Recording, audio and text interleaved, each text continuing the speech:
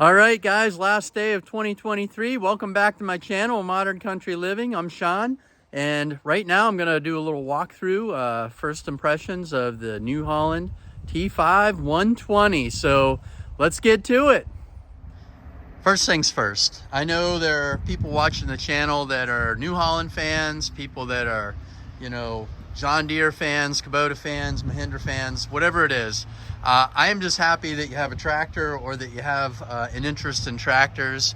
I think it's good that people can afford tractors now. There are a lot more of them than there used to be 30 years ago even, and people are able to do more stuff, and work is good. And having a tractor helping you do more work, I think that's a blessing. So take it for what it is. I am a New Holland fan. I do like them, but I would be running a Kubota, a John Deere, or whatever if I didn't have a New Holland. So just so you're aware. But some reasons I like New Holland. My first one was a TN75. My second one was a T4.95, and you can watch my videos on those. And now we've got the T5.120.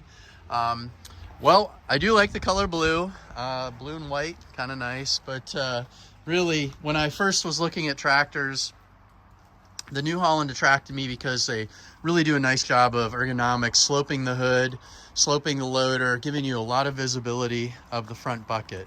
And for me, I do a lot of work that requires the loader and using the front bucket, pallet forks, snow plow, and grapple. So very important to me. So some highlights of this model. It is the T5.120 model. So I think it's like 117 or 118 horsepower.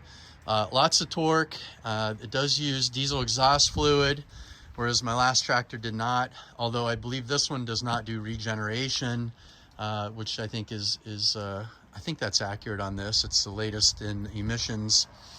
The loader, the strongest loader you can put on this tractor, the 725 LU, and the mechanical self-leveling. So that's why you see this geometry on it. That makes it so that the angle that you set your bucket, when you raise it, it'll stay there. It doesn't lift and rotate in the pivot of the axis of the loader. So something I like, especially when I'm using forks.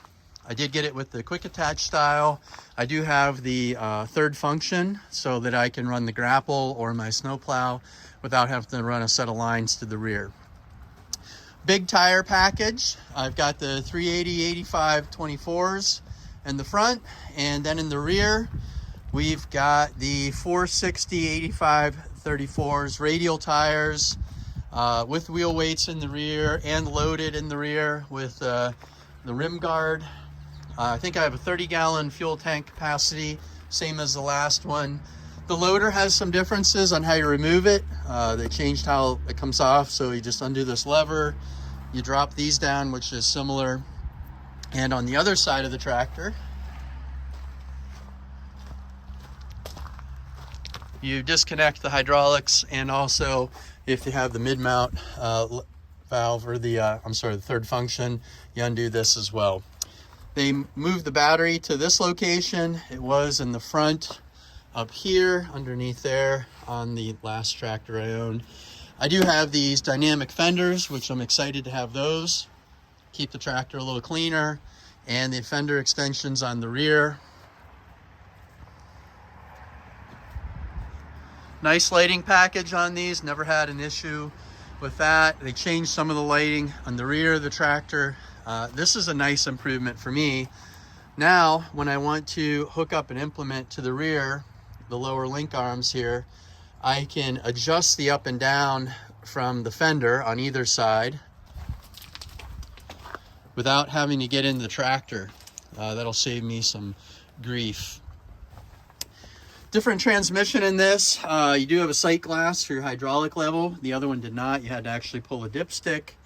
I think that's an improvement. I do have two rear remotes on the back and a lot of adjustability like the last tractor had. You can pull this and pull these out to, finesse it into hooking up and aligning with the implement. And then you can pull these pins, and these are fully adjustable, which is pretty commonplace on most tractors.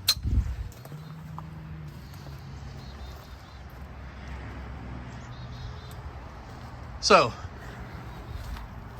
it's got the controls on the back. The wheels are spaced out a little bit wider. You can see the gap here. Gives it a little more stability. But otherwise, a lot of similarities to the T4. So why did I change? Well, the big thing was I wanted the transmission that this tractor has. So I'll get in and explain that. So cab is very similar to the last one. Got the Vision View Deluxe. You can see through the roof here with your basically sunroof, and when your loader's all the way up, you can actually view what's going on up there. You don't have to lean forward and try to crane your neck to see it. Windshield wiper is different. Dash looks very similar. All the HVAC controls and all the outflow are in similar locations, same location. So control all the HVAC stuff over here on the right column to your right hand. Also have lights, same as last one. And then the ability to wash your windows and run the windshield wipers, the front and rear. Okay, so there's some differences. As I said, the transmission on this is called the dual command. And what you have 3 ranges, 1, 2, and 3. On my last tractor, I had 1, 2, and 3. But park would be located here, and you had a slide gate, pull up, and then move into the gear or the park position. It took a little finesse to make that happen. A little bit challenging for my kids when they were younger. I think this is superior because you can leave it into the range. And then on your left side, you have a parking brake. Separate handle. I like that. I think that's an improvement over the T4. The transmission has 4 speeds. So 3 ranges, 4 speeds within each range. And then you'll notice you have a turtle and a hare. Without clutching, you can change your speed within a gear and be going slower or faster. So that splits that gear, gives you a little more control, a little more nuance to the speed that you're going within a gear. So if I'm in the hare mode, the rabbit, and I'm in third, and I start to lug going up a hill, pulling something, I can, without clutching, just press this button right here, and it'll drop me down and give me some more power. There's also a clutching button on the back of it, right there. So I don't need to press the clutch in on the floor, which that will put it in neutral, so you can shift the gear. I could put it in neutral here by pressing that in, which will then, when I want to go forward again, I have to hit that. I also have a declutch button on the back of the loader control right here. So when I'm going into a pile, of gravel, and rather than putting my foot on the clutch, I can actually pull this button and it'll put me in neutral so I don't, stall the tractor out. Also have plus and minus here. Again, I could be going in, pushing snow, and I need to get a little more power, and I'm in the hare mode. I can press the minus key there, the button, and slow it down, give me more power. This button right here is used for the diverter valve up front. So if I have the grapple on and I want to grab or open, I simply push this and rotate left or right. Swing the axis of the control, and it'll close or open the grapple. Or if I have my snowplow on, I can angle it if I'm hooked up to the front as well. So a really nice ergonomic control here. It is an improvement over the last one. Do have cell phone storage here. Got some USB ports for charging. Press that in so you can see it. So let's get a look there. This is for setting your engine speed if you don't want to use the foot pedal, or if you're going to apply a certain speed to the PTO and you're not going to be in the tractor, like when I'm running my generator. I can set my speed after I have my PTO on, hit the button that allows me to get off the seat. and it knows that I am ensuring myself that I'm not going to go touch the PTO, be in danger. But nice controls there. Got four-wheel drive, and we have the differential lock for the rear in case you get in some sticky stuff. Cigarette lighter, more 12-volt outlet if you need that. Draft control, so if you're plowing or need something that has draft control, you can set the sensitivity, the speed, and how far up to go or down. And similarly here, I don't typically run draft control. I'm running where I want to set my implement down to a certain depth, and then I want to raise it up. So if I have my 7-foot brush hog on it, I can set it to go down to a certain distance, and then when I get to the end, I can click a button, it'll raise up when I want to turn, and then click my button, lower it back down. So I don't have to run a lever to do that. I can set all my distances and heights and all that from there. That'll be a nice improvement over the T4. Again, there's some more storage around the seat area, some more power ports, access ports. You can scroll through some of the menu options. Tractor actually has some, neat features inside the logic of the dash. So when it's on in here, you can scroll through and do different settings, go from English to, metric units, all that good stuff. Buddy seat. Wouldn't have a tractor without that. That's one of the reasons I got the T4. Wanted my kids with me. Got your speakers in the back. This button here is for setting the sensitivity when you want to change direction from forward to reverse. So this is a power reverser. When you're in gear and you want to move forward, you push that like that, and it'll push you into forward. When you want to reverse, pull it back. The speed at which the tractor makes that change, the sensitivity, whether it's going to be a very abrupt shift backwards or it's going to drift a little bit, clutch, and then come back, is set with this. So it definitely changes the sensitivity. If you're at a higher RPM and go from forward to reverse and you have it set for aggressive, you'll notice it change pretty quick. It'll bounce you around, so you can change that as you need. And as you can see, lots of great view down real close in front of the bucket. I can tilt my head, I can see the corners of the bucket on either side. Makes it really nice. Stereo is Bluetooth, connect to my phone.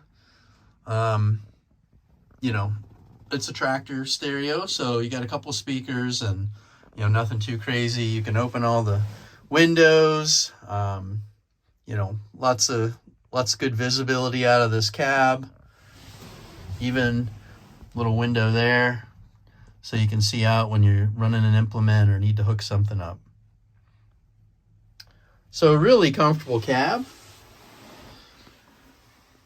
Let's fire this beast up.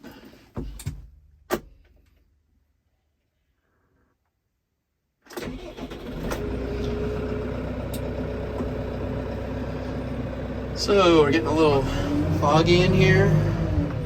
Let's turn on a little bit of defrost. Okay, so we turn the HVAC system on, get rid of some of the fog on the windows here, get lots of airflow out of this housing, and you can hear it's very quiet in the cab. I feel they've done a nice job with managing engine noise.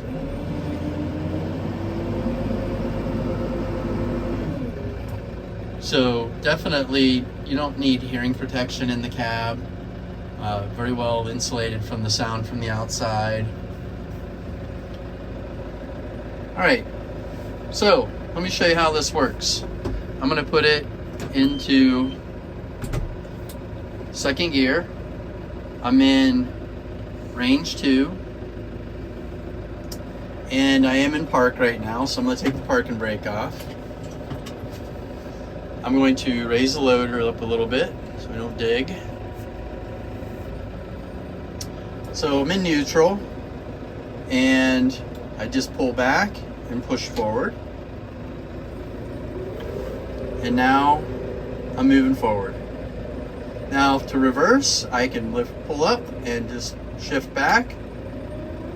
And you can see now we're going backwards. If I want to put it neutral, I can press that button in. Or I could be going forward.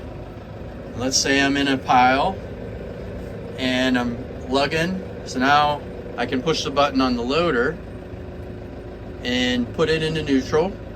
Now it's still, when I let the button out, it's going to go back to driving forward because the power reverser is set to forward.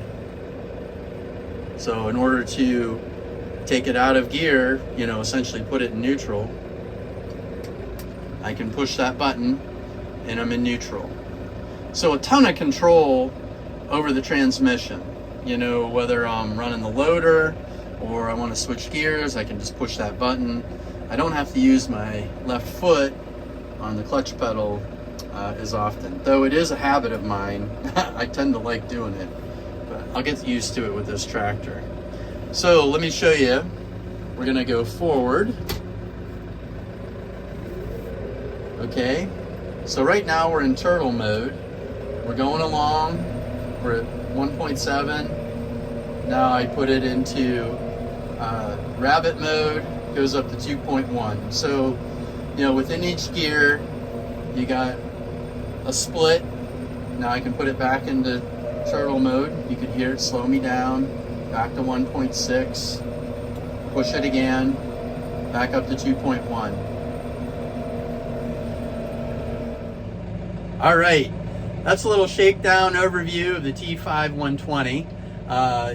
It smells new.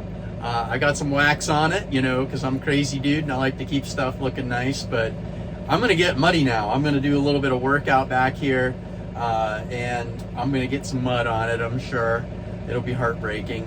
I'll make it. And but that's part of what we do. We like to keep our stuff nice and clean, and then when we use it, we want to use it for what it needs to be used for, and then clean it back up. I'm sure I'll catch some more video. Probably some of the first things I'll end up doing with the tractor, other than what I'm going to do right now, will be hopefully moving some snow if we get some snow. So I will show you the snowplow setup on this tractor. Then in the spring, I'm sure we'll be doing some rototilling. I have a 6-foot tiller. Again, you can watch some of my other videos and just see the different implements and things that I have for it attachment wise. I'm going to end up doing some brush hogging because that's something I like doing out back there. You can see behind me some of the areas that I mow, and I love doing that. Just kind of gives me some time to reflect and think, and hopefully my neighbors need some help, and I'll move some round bales and do some things for them as well. Just something fun. I like to play farmer, but I don't know that I want to do it for a living. I respect them for what they do. I like to participate once in a while, but not my ambition to do it full time necessarily, unless we have to, which is why we have the tractor in case something happens. So, anyway, thanks for watching my channel. Thanks for checking out this video. Hopefully you like it. If you do, hit the like button, thumbs up, and subscribe if you've not done that. Check out my other videos. So. It's the end of 2023. Happy New Year to you. Wishing you a great 2024. Take care.